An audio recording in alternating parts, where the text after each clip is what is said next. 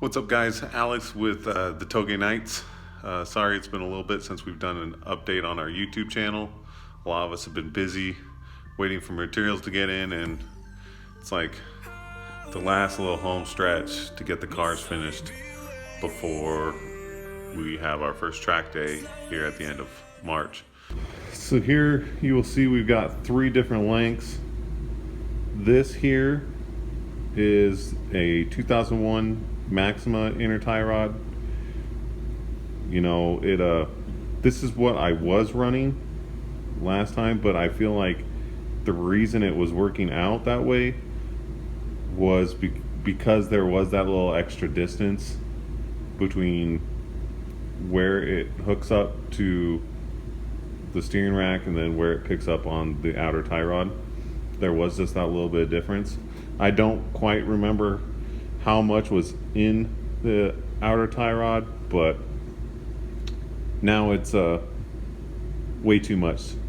So I've got, my toe is way in. So this here is a 94 Nissan 240SX inner tie rod. This actually is now too short, but so this is like 11.5 inches, I think. This here is my new one that I just picked up. This is a 2001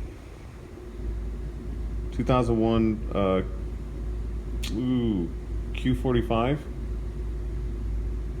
Yeah, Q45, and it's 12 inches. This is 13 and a quarter or something like that. So it's too long. Measured it out. 12 inches is what I want to run. So we're actually gonna put this in tonight. I'll let you guys know how it works out.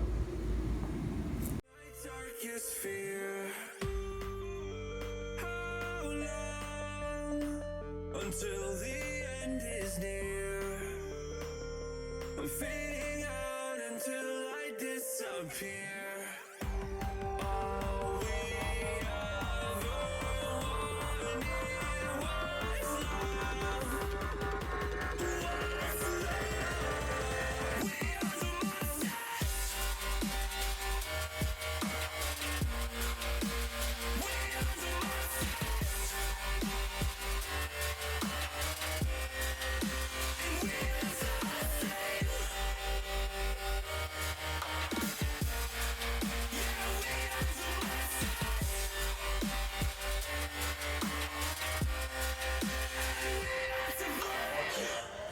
So these are the Power by Max eccentric bushings that help relocate the power steering rack forward.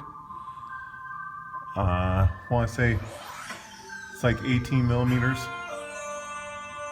3/4 of an inch or something like that. So the two of them.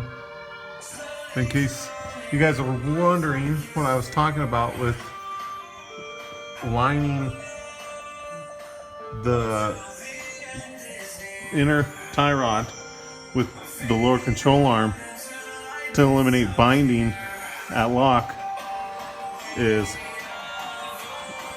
outer tie rod, inner tie rod stays straight with my lower control arm. Comes to here. This is the GK Tech steering rack bushing or spacer.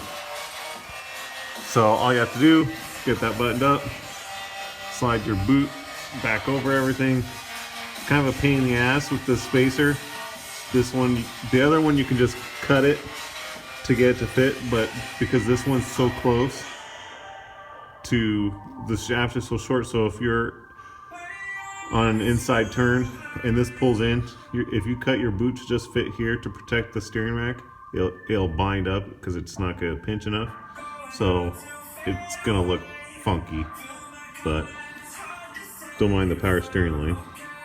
But yeah, that's what it's supposed to look like. See how it keeps everything in line with each other. At once you have modded knuckles, extended lower control arms. So yeah, that's that. All right, so last night I was able to wrap up everything on the steering rack, repositioning the steering column, bolting all that up. So this afternoon I will be picking up where I left off. I will be installing my catch can and my power steering lines. Then I could probably put it down on the ground tonight. So let me show you what I got going on here. So I've got these dash 8s and a dash 10 here for my catch can. I will be installing it right there, mounting that up, running the lines to there, over to the PCV, and then off the 10 down to that breather tube. And yeah, I'll show you how it turns out. Now that I got all my dash 8 and dash 10 lines, let me show you how I ran them, and that's pretty much probably gonna be it for tonight. So here is the dash 10 that I was talking about coming from the power steering pump. Comes around, comes to the back side of 45 down the bottom side of my reservoir. Dash 6 run into my, run into my cooler that I have placed in the front. And let's show you how the catch can's rigged up. I've got my line coming over to the breather tube, and then I've also ran the other line over to what was the PCV. Then underneath it, I've got the 10 that is running over to the crankcase breather.